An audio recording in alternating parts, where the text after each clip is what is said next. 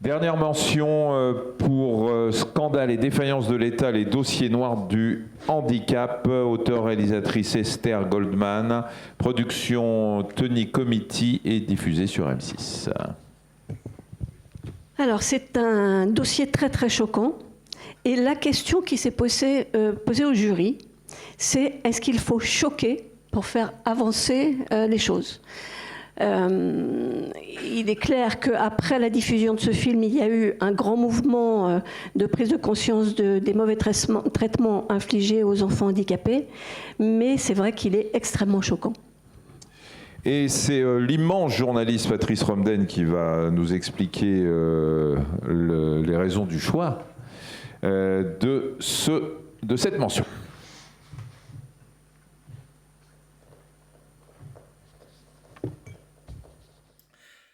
Scandale et défaillance de l'État, les dossiers noirs du handicap. C'est une enquête qui nous est proposée là, une enquête qui dérange, une enquête qui met en colère, parce qu'elle nous montre une nouvelle fois que ce sont les plus vulnérables qui sont les moins protégés. En l'occurrence, ils sont maltraités, violentés, volés, délaissés, mis de côté, et on en passe. Alors le commentaire est péchu, on passe rapidement d'une situation à l'autre, il y a pas mal de rythme, et c'est pour ça qu'on se laisse happer par le récit de cette enquête, où tout nous est montré, tout est démontré, tout est prouvé, notamment grâce à des séquences tournées en caméra cachée qui sont assez éloquentes. Alors c'est vrai que certains membres du jury ont pu regretter que ce reportage soit de facture, j'allais dire classique, mais c'est précisément ce qui fait sa force, parce que quand on fait du reportage de manière classique, eh bien on optimise les chances de toucher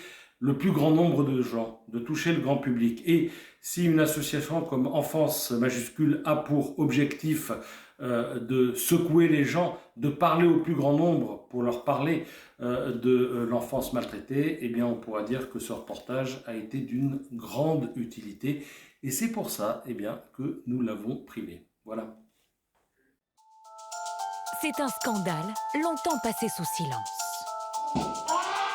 La défaillance de l'État dans la prise en charge du handicap en France. Arrête. Des parents lancent un cri d'alerte. Trop compliqué à gérer en fait. Sur le quotidien, c'est tout le temps comme ça en fait. Et j'appelle pas ça une vie. Manque de structure d'accueil, maltraitance, argent public subtilisé. Pendant plus d'1 an, nous avons enquêté sur la face cachée d'un système censé protéger et accueillir les plus vulnérables. Vos enfants sont en danger en fait, et on vous cache ce que je vais vous montrer. Nos institutions sont à bout de souffle. On se bat pour les personnes en situation de handicap, mais si on ne donne pas assez de moyens, du coup les personnes deviennent plus handicapées. À commencer par l'école, dépassée par l'obligation de scolariser des centaines de milliers d'élèves porteurs de handicap. Moi je trouve qu'elle n'a pas sa place ici, avec l'éducation nationale. Eh bien c'est comme ça, c'est le système. En France, au moins 30 000 enfants et leurs familles seraient laissés sans solution, livrés à elles-mêmes. 1, 2, 3. Pourtant c'est simple comme geste, mais quotidiennement, en faire tous les jours, c'est épuisant. En cause, des centaines de milliers d'accompagnants et de soignants toujours manquants. On devait avoir une collègue intérimaire en 12 heures aujourd'hui qui a annulé la mission hier. Pire encore, dans certaines structures, les cas de violence physique et de pression psychologique envers les personnes en situation de handicap se multiplient. Ça c'est un bras, ça c'est une cuisse, ça c'est une fesse. C'est un gentil, ils nous l'ont détruit. Mais le scandale ne s'arrête pas là. Nous avons également découvert qu'une partie des aides destinées aux personnes handicapées serait détournée au détriment des familles. C'est une aide au logement, je vois pas pourquoi qu'on doit leur reverser. Des centaines de millions d'euros disparus. Ah, pour moi, c'est du vol, c'est tout. Comment en est-on arrivé là? Pourquoi les services de l'État ferment-ils les yeux face à ces dérives? On m'a demandé de me taire et on m'a demandé de rester à ma place et de ne pas dénoncer les discriminations. Nous avons suivi le combat éprouvant de parents en colère. Là, je m'enchaîne. Vous voulez que je vous la fasse voir ma chaîne? Tu vois, regarde, parce que là je commence à un petit peu en avoir marre là. Tous à la recherche d'une place en institut spécialisé ou à l'école. Pour sauver leurs enfants, certains d'entre eux se résignent même à les envoyer à l'étranger. Le rejet de mon petit garçon, je me dis, il a 7 ans et il est déjà rejeté par la société. Entre scandale et défaillance des institutions, nous avons donné la parole à ce que l'on n'entend jamais.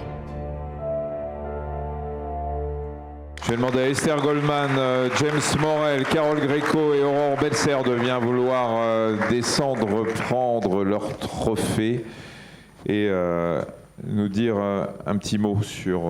alors, qui va parler? Comme vous êtes 4, 5 même. Non, 4, il y a un monsieur qui s'est levé pour le laisser passer peut-être. 3. D'accord. James, il ne veut pas descendre, James? Il n'est pas là. Il n'est pas là? Il était sous la pluie dans le métro, coincé. Il est sous la pluie et dans le métro? Ouais, les deux.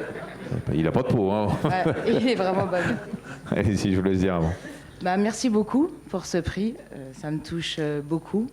C'est un film important qui choque, effectivement. Vous posiez la question de savoir s'il fallait choquer.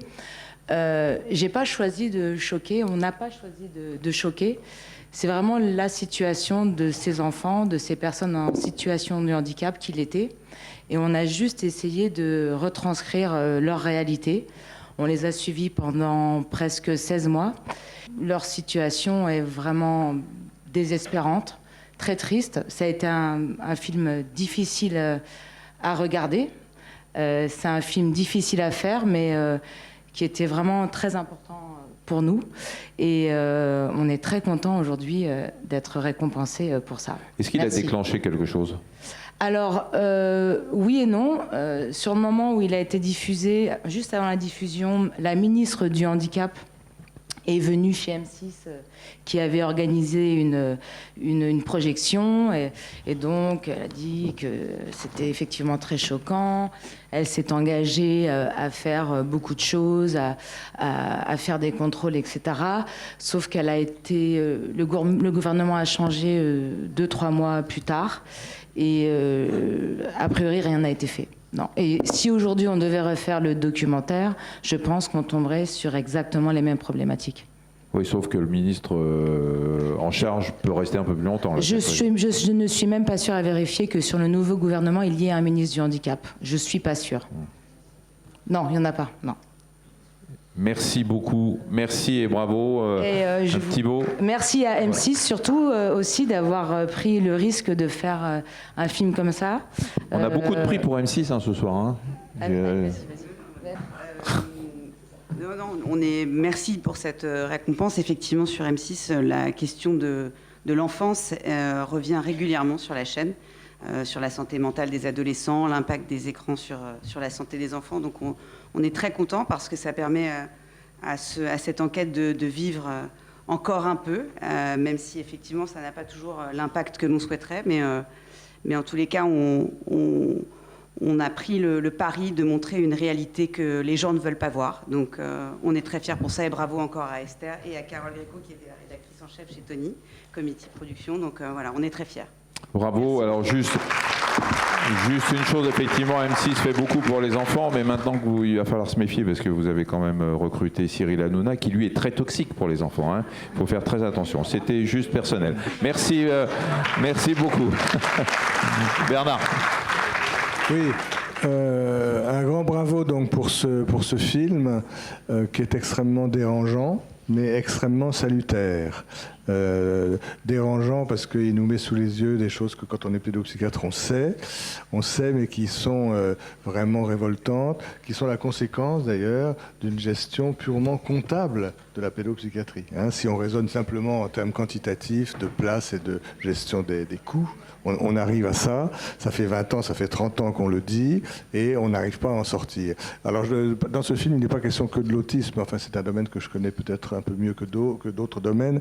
La loi sur l'inclusion scolaire, elle existe depuis 2005. Ça fait pas d'hier quand même, 20 ans. Hein, et quand Jean-Claude Ameisen a été président du CCN, Comité Consultatif National d'Éthique, il avait dit mais cette loi existe et on ne peut pas l'appliquer. Il va falloir faire une autre loi pour que les Français aient droit au droit. Hein, parce que c'est pas tout de faire des lois, il faut qu'elles soient quand même traduites en actes. C'est impossible. C'est pas que les pédopsychiatres ou les psychanalystes ne veulent pas que les enfants soient inclus, mais quand les enseignants ne sont pas formés, Quand il y a trop d'enfants dans une classe et quand l'AESH, qui a un statut lamentable, très mal payé, qui change tout le temps, qui n'a pas de formation, c'est très bien expliqué là-dedans. Et il y en a de moins en moins. Voilà. Je veux dire, on sait très bien ce qu'il arrive. La maîtresse, elle explose, la classe explose, et cette inclusion. Voilà. Mais alors le problème, c'est qu'on va arriver, on y est déjà, à une médecine de classe. C'est-à-dire que les seuls enfants qui arrivent à être inclus correctement, c'est les enfants dont les parents sont suffisamment riches pour payer une AESH de qualité et formée. C'est absolument scandaleux. J'espère que vous allez envoyer ce film à Brigitte Macron, parce qu'elle nous avait promis beaucoup de choses en arrivant. On n'en a pas encore vu l'once du début de la queue d'une couleur, si je peux dire comme ça. Hein. Bon, voilà. Donc c'est très énervant, comme vous le sentez. Merci. Merci Bernard. Autre chose encore, c'était évoqué dans le document, c'est vrai que les inspections doivent être indépendantes. Si c'est la même autorité qui organise les choses et qui ensuite va voir comment ça se passe, c'est pas la peine d'y aller. Merci Bernard.